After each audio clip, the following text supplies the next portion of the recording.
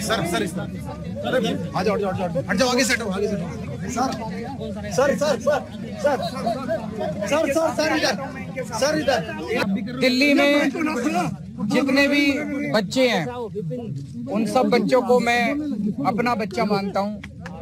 जितने भी दिल्ली के लोगों के बच्चे हैं, गरीबों के बच्चे हैं, अमीरों के बच्चे हैं, मिडिल क्लास के बच्चे हैं, उन सबको मैं अपना बच्चा मानता हूँ।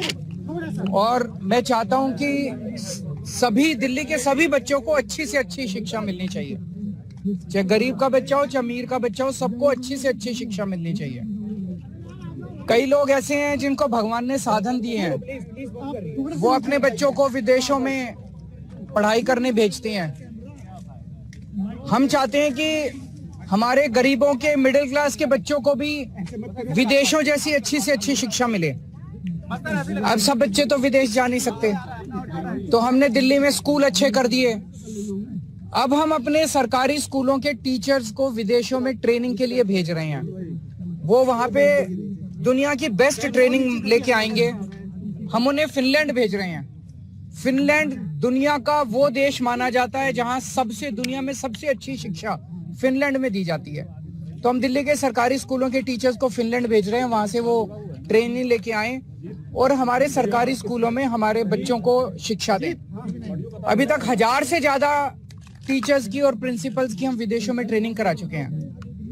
अब लगभग 30 के करीब ऐसे टीचर्स या प्रिंसिपल्स को फिनलैंड भेजना था हमें। एलजी साहब ने ऑर्डर कर दिया कि ये फिनलैंड नहीं जाएंगे और देखो अगर इनको इंडिया में कहीं ट्रेनिंग करा दो। ये तो ठीक नहीं है, ये तो बिल्कुल गलत है। एलजी साहब को क्या प्रॉब्लम है? दिल्ली के लोगों की चुनी हुई सरकार, दिल्ली के बच्चे, दिल्ली के लोगों का टैक्स का पैसा, दिल्ली के लोगों के पैसे से उनको टीचर्स को ट्रेनिंग के लिए भेज रहे हैं। एलजी साहब क्यों रोक रहे हैं? एलजी साहब रोकने वाले कौन होते हैं? एलजी साहब क्यों रोक रहे हैं टीचर्स की ट्रेनिंग को? मुझे बहुत बहुत ज्यादा दुख हुआ इस बात से कि एलजी साहब दिल्ली के लोगों की बच्चों को अच्छी शिक्षा नहीं दिलवाना चाहते।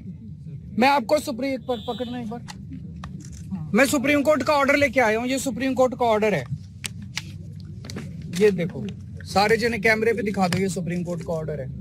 इस ऑर्डर में लिखा है, सुप्रीम कोर्ट ने 4 जुलाई 2018 को बोला था, lieutenant governor of Delhi has not been interested with any independent decision making power. ये देखो, इसमें क्या है, ये सुप्रीम कोर्ट ने कहा है लेफ्टिनेंट गवर्नर को कोई भी स्वतंत्र निर्णय लेने का अधिकार नहीं है। ये 2 बार लिखा, उनको पता था एलजी एक बार में नहीं मानेंगे। एक तो उन्होंने 284 नंबर पैराग्राफ में लिखा और एक उन्होंने 475 नंबर पैराग्राफ में फिर लिखा सुप्रीम कोर्ट ने, there is no independent authority vested in lieutenant governor to take decision. इसमें लिखा हुआ है कि लेफ्टिनेंट गवर्नर स्वतंत्र रूप से कोई निर्णय नहीं ले सकते। सुप्रीम कोर्ट कह रहा है कि लेफ्टिनेंट गवर्नर स्वतंत्र रूप से कोई निर्णय नहीं ले सकते। फिर लेफ्टिनेंट गवर्नर साहब फिनलैंड की शिक्षकों की ट्रेनिंग को रोकने वाले कौन होते हैं? वो क्यों रोक रहे हैं? वो कहते हैं मैं सुप्रीम कोर्ट को नहीं मानता। अगर कोई लेफ्टिनेंट गवर्नर या गवर्नर इस देश का ये कहेगा मैं सुप्रीम कोर्ट को नहीं मानता, तो फिर तो इस देश के अंदर ना जनतंत्र बचेगा, ना संविधान बचेगा, कुछ नहीं बचेगा। हमें बेहद दुख है कि आज हम सब लोगों को, दिल्ली के मुख्यमंत्री को, दिल्ली के सारे चुने हुए विधायकों को एलजी हाउस मार्च करके कोई बड़ी चीज के लिए नहीं जाना पड़ रहा है, मात्र इस चीज के लिए जाना पड़ रहा है कि एलजी साहब हमारे शिक्षकों को फिनलैंड ट्रेनिंग के लिए जाने दो, उनको मत रोको।